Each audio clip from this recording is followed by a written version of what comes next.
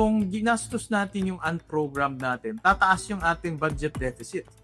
Pag tumaas yung budget deficit natin, uutang tayo. Ang laki na ng utang natin ngayon, uutang pa tayo ulit. This is truth on the line. So, a way to manage our budget deficit is not to put any unprogrammed. Para yung excess revenue natin doon will go to addressing our budget deficit. Dahil isa sa mga nakita namin during the DBCC hearing our national debt is pataas ng pataas . By the end of this administration, it will incur about 21 trillion in terms of public debt. So the Marcos administration alone will accumulate about 9.1 trillion in public debt, the highest in all the administration. So we need to manage our deficit. And one of the ways na nakikita ko is yung unprogrammed appropriations. Dahil pag na-trigger ng program appropriations, sigurado yung ating deficit lalaki. Maraming susuporta dyan, Senator, kapag pinush nyo. Are you going to actively push for that? Kasi sa ngayon, 17.56 trillion ang utang na natin. Yan ang balita ngayong araw. Are you going to actively push for the abolition na lang of unprogrammed appropriations? I'll have a caveat. Yun ang initial reaction ko ngayon. But I'm still consulting the executive side kung anong impact. Kasi may mga projects na nakaano doon . Kung ang theory ko, ang way forward ko kasi, is itong ang program, ilagay natin sa program para ma-free up ito at i-address yung ating fiscal deficit. But ibabangga muna namin yung mga unprogrammed to the program. Baka may duplication. Pag may duplication, then bakit pa tayo maglalagay sa unprogrammed? So, I'm coordinating with the executive on this one rin. Kasi yan daw yung bagong pork barrel . So, kaya itatanong ko rin, sa tingin nyo, will you get support from the senators kung itutulak nyo yan? At lalo na sa House, dahil medyo marami-rami doon ang baka mga ilangan ng unprogrammed. Sa tingin nyo, makakakuha kayo ng political support? Napakagandang tanong yan, Ami.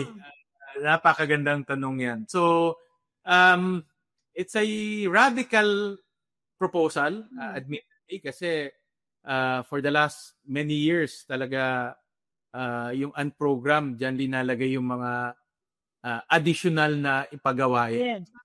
And lumaki siya. Dati nakita ko during the Duterte administration, mga around 60 billion, 70 billion. This year alone, ang program is 800 billion. 10 times compared to the Duterte administration. 2025, 2025, 800 billion. Napakalaki.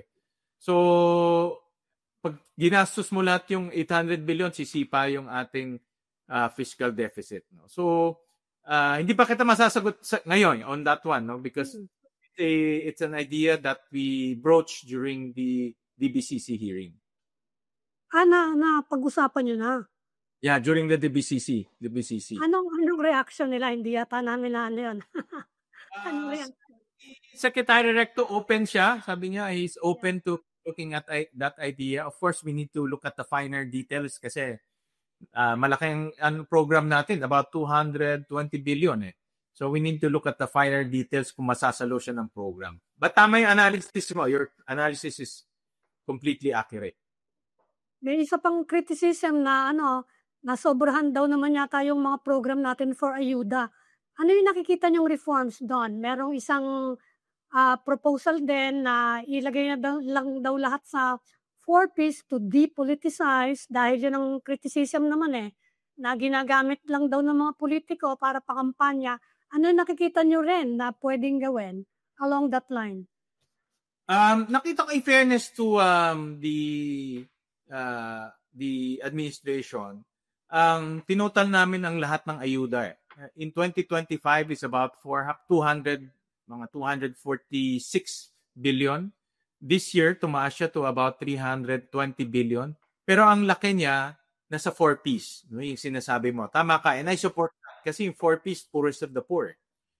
So, ang bumaba doon, yung mga redundant na ayuda. May mga ehensya kasi na may mga ayuda rin . So tinanggal ng DBM yun, binuhos na lang sa 4-piece, which I support. Nakita ko lang ang naging issue ko lang yung mga traditional programs, no, tulad ng fuel subsidy. Tinanggal yun. Paano kung sumipa ang petrolyo natin next year to $90 to $100 per barrel? Wala tayong subsidy sa mga tsuper, So that's isang issue yun.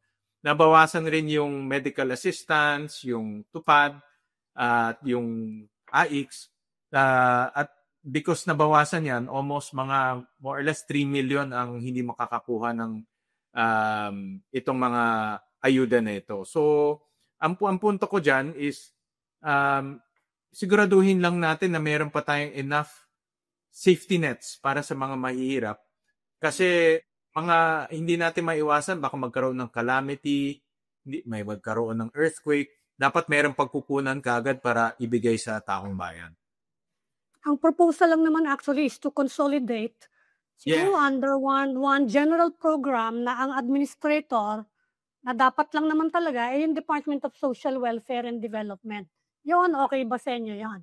In fairness sa DBM, yan ang ginawa nila this coming 2026. Nakita namin na yung mga maraming maliliit nakakalat sa iba-iba na zero yun at kinoncentrate nila to 4-piece at nakakoncentrate doon sa DSWD programs.